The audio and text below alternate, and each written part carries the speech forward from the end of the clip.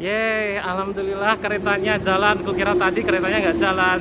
Ini adalah pengalaman kerjaku saat masa karantina kedua. Jadi Prancis secara nasional lockdown kedua atau aku mau cerita nih, sekarang ini itu sedang lockdown untuk yang kedua kalinya mulai tanggal 29 Oktober 2020 sampai waktu atau pemberitahuan selanjutnya. Sebenarnya prinsipnya hampir sama dengan lockdown saat prangtong atau musim semi lalu. Itu kita kalau misalnya mau berpergian harus memiliki surat jalan lah istilahnya kalau dalam bahasa Indonesia. Nah, karena aku lagi kerja tuh aku dapat surat kayak gini nih, Certificatif de Déplacement Professionnel. Jadi kalau misalnya mau kemana-mana harus bawa ini, termasuk tanda tangan sih ya. Jadi kalau nanti ada pemeriksaan, surat inilah yang akan aku tunjukkan ke petugas controller atau petugas pemeriksa. Kalau nggak ada surat ini kena denda mulai dari 135 euro. Daripada kena denda, tertib aja deh. Oke. Sudah pulang. Biasanya jam-jam segini itu ya banyak orang karena ini jam pulang kerja ya. Tapi lockdown kedua, maka tempatnya pun sepi itu, lihat kan, sepi ya.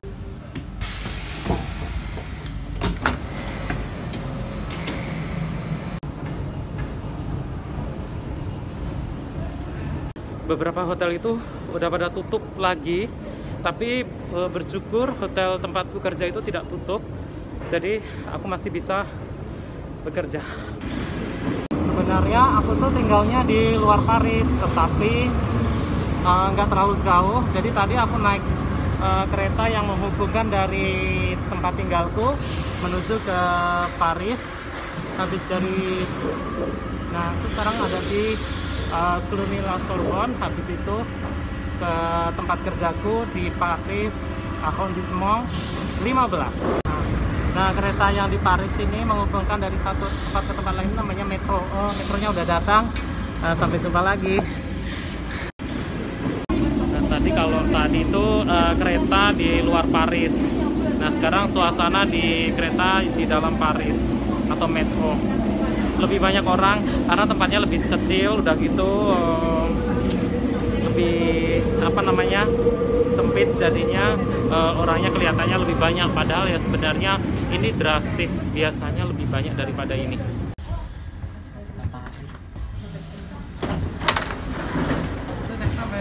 Voilà, akhirnya aku sampai di arrondissement 15 di mana aku bekerja. Dan saat melewati fast food, seperti biasa terlihat beberapa orang mengantri. Wah, sepertinya aku bisa jadi delivery service order taker nih. Lumayan buat nambah-nambah uang saku dan memanfaatkan jatah kerja.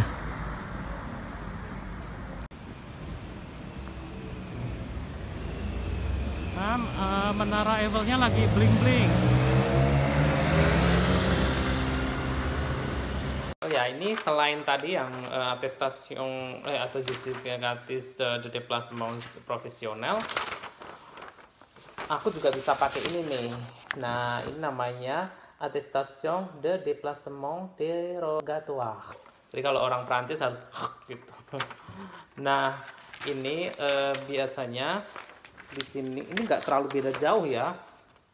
Ini ya yang harus diisi itu nama, tanggal lahir, terus alamat tinggal, terus nanti harus dicontreng nih, ada beberapa alasan yang disetujui atau dianggap darurat atau bisa menjadi alasan untuk berpergian.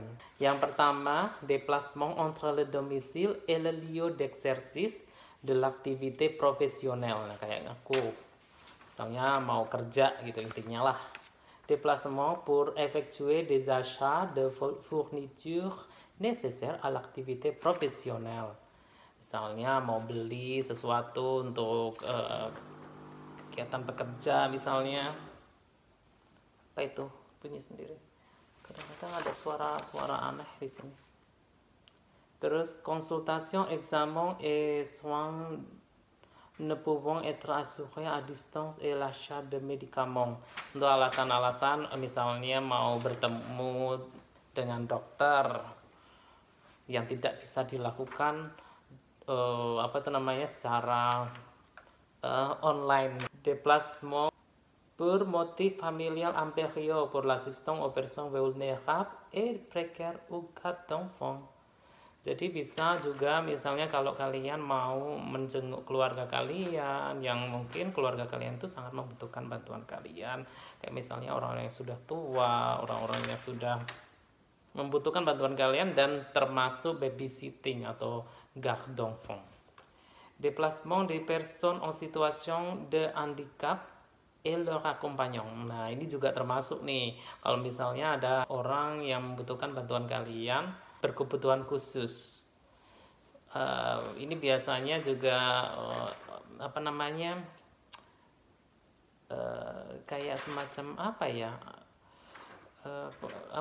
suster perawat yang merawat orang-orang yang berkebutuhan khusus gitu. Ini bisa.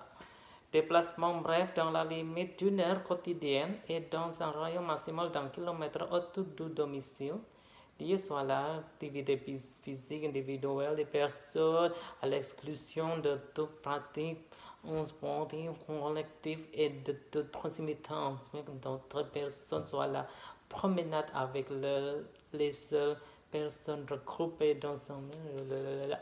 Jadi kalau misalnya kalian mau berpindah, mau pergi untuk waktu yang singkat maksimum 1 jam di sekitar tempat tinggal kalian bisa pakai ini, misalnya untuk olahraga, convocation judiciaire ou administrative et pour se rendre dans un service public, misalnya mau memperpanjang titre de séjour, paspor dan sebagainya yang berkaitan dengan service publik, kalian bisa.